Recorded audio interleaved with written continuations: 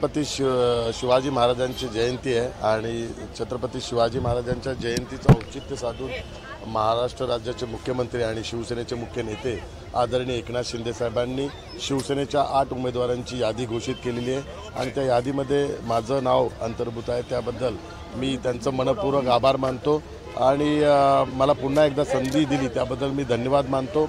आपल्या सर्वांना माहिती आहे की 2014 आणि 2019ला दक्षिण मध्य लोकसभा मतदारसंघातील लोकांनी मला आशीर्वाद देऊन 2 वेळा खासदारपदाचा बहुमान दिलेला आहे आणि आता तिसऱ्यांदा पुन्हा एकदा दक्षिण मध्य लोकसभा मतदारसंघातील लोक माझ्यावर विश्वास ठेवून मला आशीर्वाद देतील हा विश्वास आहे।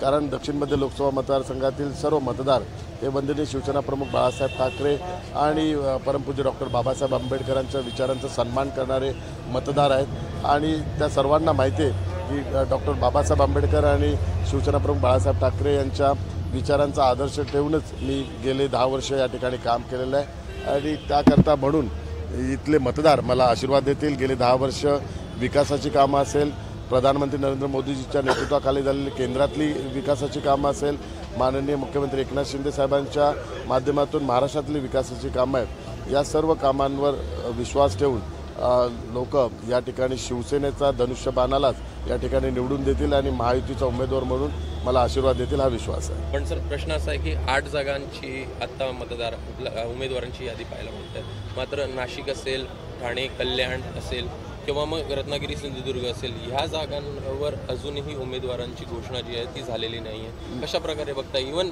श्रीकांत शिंदेंच्या नावाची देखील घोषणा नाही आहे। नाही, या सर्व नावांची घोषणा लवकरच माननीय मुख्यमंत्री एकनाथ शिंदे साहेब करतील। कारण निवडणूक ही 5 आणि 6 टप्प्यात आहेत, त्यामुळे जसे टप्पे आहेत निवडणुकीचे त्या टप्प्यानुसार उमेदवारांची यादी आम्ही घोषित केलेली आहे। परंतु मला संपूर्णतः विश्वास आहे माननीय मुख्यमंत्री एकनाथ शिंदे साहेब शिवसेनेचे मुख्य नेते आहेत, ते प्रत्येक जे शिवसेनेचे विद्यमान खासदार आहे त्यांच्या राजकीय कारकिर्दीचा सन्मान ठेवतील आणि त्यांच्या राजकीय कारकिर्दी संपुष्टात येणार नाही याचा असा कुठलाही निर्णय घेणार नाही आणि त्यांचे राजकीय कारकिर्दीच्या संदर्भात भविष्याच्या दृष्टिकोनातून ते योग्य तो निर्णय घेतील असा संपूर्णतः विश्वास आहे। त्यामुळे उर्वरित उमेदवारांची यादी ही लवकरच घोषित होईल।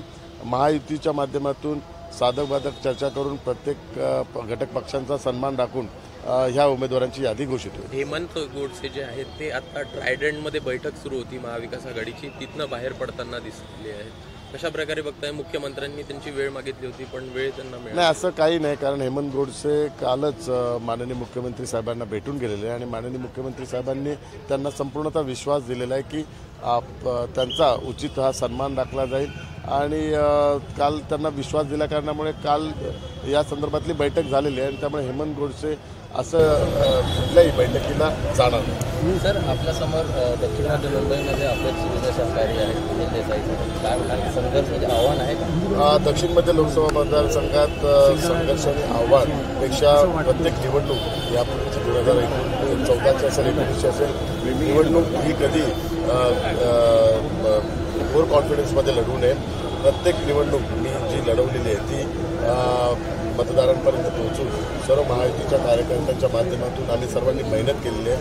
त्यामुळे प्रत्येक निवडणुकीत मेहनत करावीच लागते, मतदारांपर्यंत पोहोचावं लागते। मतदारांचा आशीर्वाद घेण्याकरता गेल्या 10 वर्षातली जी कामं आहेत त्यांच्यासमोर ती ठेवून त्याकरता त्यांचा आशीर्वाद मानतो। परंतु आमच्या दृष्टिकोनातून ही निवडणूक अत्यंत महत्त्वाची आहे याकरता, कारण हा मतदारसंघ शिवसेनेचा बालेकिल्ला आहे आणि प्रत्येक वेळी धनुष्यबाणावरच लोकांनी मतदान केलेलं आणि आशीर्वाद दिलेला आहे। आता आमची कसोटी ही आहे की आम्ही सुप्रीम कोर्टात जिंकलेलो आहे, विधानसभेच्या अध्यक्षांच्या निकालात आम्ही जिंकलेलो आहे आणि इलेक्शन कमिशनच्या निकालात पण आम्ही जिंकलेलो आहे। या तिन्ही ठिकाणी शिवसेनेचं नेतृत्व माननीय मुख्यमंत्री एकनाथ शिंदे साहेबांच्या नेतृत्वाखाली दिलेलं आहे आणि धनुष्यबाण आम्हाला अधिकृतरित्या दिलेला आहे। त्यामुळे या तिन्ही ठिकाणी निकाल आमच्या बाजूने लागलेला आहे। आता आम्ही मतदारांकडे जाणार आहोत, जनतेचा कौल काय असणार आहे तो या निवडणुकीच्या माध्यमातून आम्हाला मिळणार आहे आणि मला संपूर्णतः विश्वास आहे जनता ही शिवसेना प्रमुख बाळासाहेब ठाकरे यांच्या विचाराने जे आम्ही पुढे जात आहोत आणि त्यांचं स्वप्न पूर्ण करण्याकरता आदरणीय पंतप्रधान नरेंद्र मोदीजी जे देशात कार्य करत आहेत त्याला कौल देतील आणि मला भरघोस मताने निवडून देतील असा मला संपूर्णतः विश्वास आहे।